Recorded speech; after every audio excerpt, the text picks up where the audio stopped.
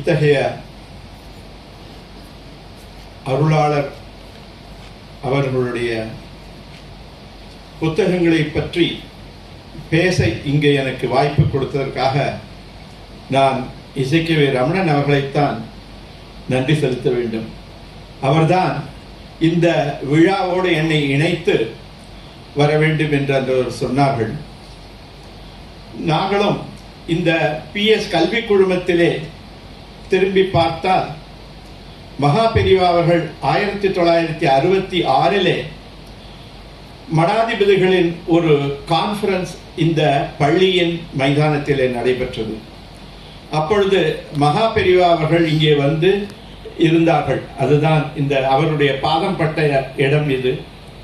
பின்னால் 76 ஜெயேந்திர சரஸ்வதி அவர்கள் இங்கே வந்திருந்தார். பின்பு மறுபடியும் 92 இதே இந்த ஆடிட்டோரியம், முதல்ல இதுக்கு பேர் ஜிங்ஷீட் பிரேயர் ஹால் என்று பெயர். எங்களுடைய committee members professor Varadarajan, S Chandrasekaran இவர்கள் இருக்கின்றார்கள்.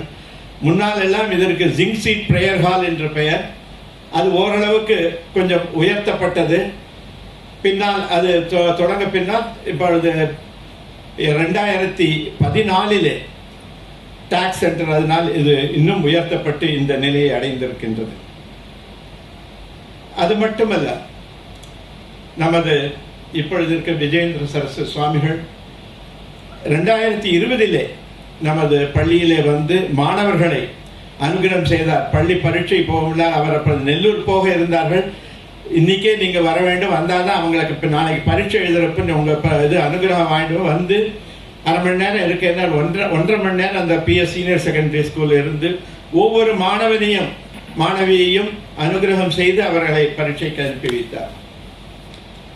அந்த மாதிரியான ஒரு நிலையிலே இந்த கட்டடத்திலே இத்தகைய விழா நடைபெறுகிறது என்றால் அது எங்களுடைய பாக்கியம்தான். அதனால்தான் அவர் ரமணன் அவர்கள் சொன்னதும் இங்கே நடத்தலாம் என்று நாங்களும் முனைந்தோம். அதிலே எனக்கு கொடுக்கப்பட்ட அந்த புத்தகம் தினசரி பெரியவா தியானம்.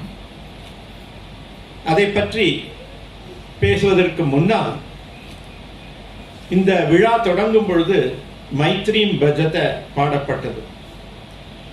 1966 முதல் சொன்னேன். அதே ஆண்டில் MS அம்மா அவர்கள் ஐநா பொது சபையிலே இந்த பாடலை பாடினார். உலகம் முழுதும் நலன் பெற வேண்டும், அந்த போர் எண்ணங்கள் போக வேண்டும் என்பதற்காக அன்று அவர்கள் பாடினார். அதே UN ஜெனரல் அசம்பிளியிலே 2016 அதன் 50 ஆண்டுகள் கொண்டாடப்பட்டது. தேங்க்ஸ் டு டாக்டர் பத்ரிநாத் அவர்கள் அங்கே சென்று அந்த MS அம்மாவின் பாடலை பாடி, அது தவிர AR ரஹ்மான் அங்கே ஆர்கெஸ்ட்ராவும் அங்கே இருந்தது பின்னாலே.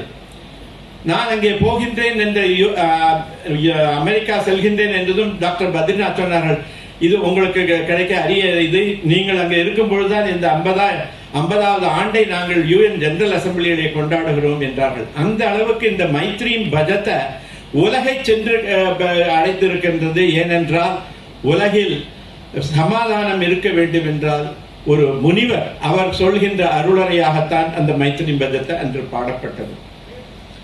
இந்த தினசரி பெரியவா தியானம் என்பது அதிலேயே போட்டிருக்கின்றார்கள். சுவாமி சித்பவானந்தர் தினசரி தியானம் என்று ஒரு நூலை பல வருடங்களுக்கு முன்னால் அவர் கொண்டு வந்திருந்தார். சின்ன புத்தகம், ஒவ்வொரு நாளும் ஒன்றை படிக்கும் பொழுது நமக்கு புதிதாக இருக்கும். அதையே நாம் ஒவ்வொரு நாளும் பிற வருடங்களில் படித்தாலும் கூட அது நமக்கு ஒரு புத்துணர்வை கொடுக்கக்கூடியது. அதே நிலையில் தான் இந்த தினசரி பெரியவா தியானம் என்பது ஒவ்வொரு நாளுக்கும் ஒரு கருத்தை சொல்கின்றது. அவர் சொன்ன விதத்திலே அதுதான் இப்பொழுது கூட சொன்னார்கள், சம்சார விருட்சத்திலிருந்து விடுபட வேண்டும் என்றால் அதற்கு என்ன வழி என்றது, அந்த பழமாக நீ பழுத்தால் தான் விடுபட முடியும் என்பதை அதில் சொல்லத்தான் எல்லாருக்கும் இப்பொழுது காண்பித்தார்கள். அது டிசம்பர் 30 தினசரி தியானத்திலே அது கூறப்பட்டது. ஆனால் இந்த தினசரி தியானத்தை பார்த்தால் அது ஆரம்பமாகிற இடம் பிள்ளையார் சுழி என்று தான் சொல்ல வேண்டும். ஏனென்றால் எப்பொழுதுமே நாம் முதலிலே பிள்ளையார் சுழி போடுகின்றோம். அது போல அந்த முதல் நாள், ஜனவரி முதல் நாள் பிள்ளையாரை அவருடைய மேன்மையை சொல்லி அதிலிருந்து துவங்குகின்றார்கள்.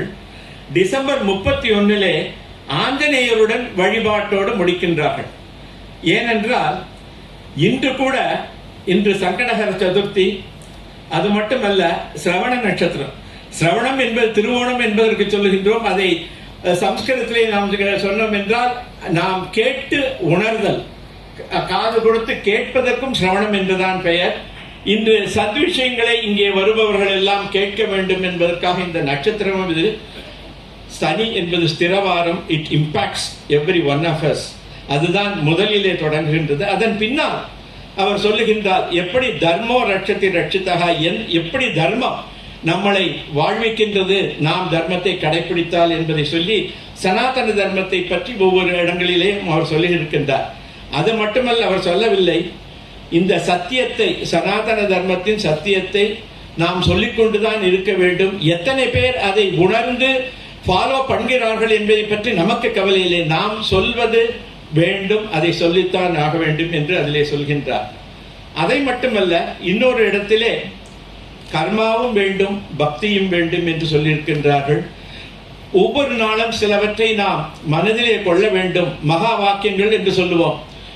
அதாவது அகம் பிரம்மாஸ்மி, தத்துவமசி, இதெல்லாம் நாம் உணர வேண்டும். ஒரு இடத்திலே சொல்லுகின்ற அவர்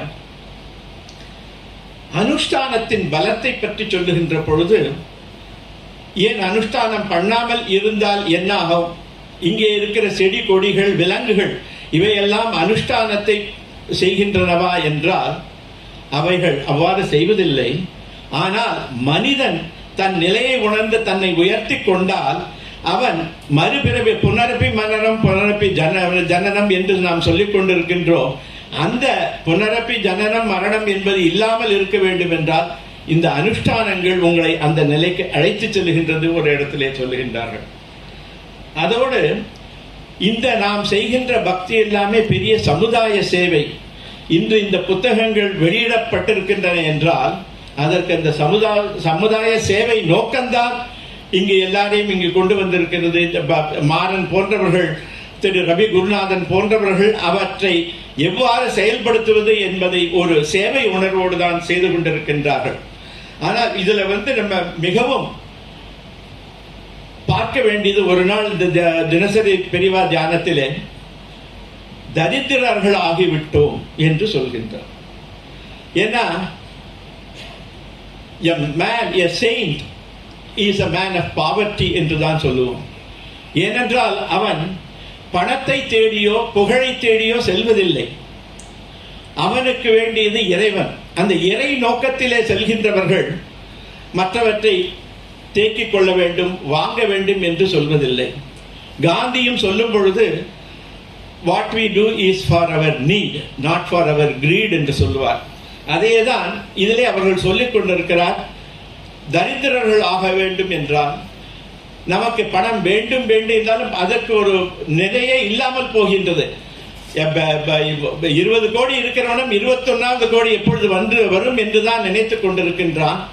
நாம் தரித்திரர்களாக இருந்தால் தான் இறை நிலையை நாம் அடைய முடியும் என்பது எல்லாருமே இந்த சன்னியாசிகள் சொல்கின்றது. அதனால்தான் ரமண மகர்ஷியிடம் அவருடைய சீடர், ஒரு பக்தர், அவரிடம் சொன்னார், சுவாமி, நான் இந்த உலகத்தில் இருப்பதை எல்லாத்தையும் விட்டு நான் வர வேண்டும் என்று, எல்லாத்தையும் நீ கொடுத்துட்டு வா அப்படின்னு சொல்லி அனுப்புறார் ரமண மகர்ஷி.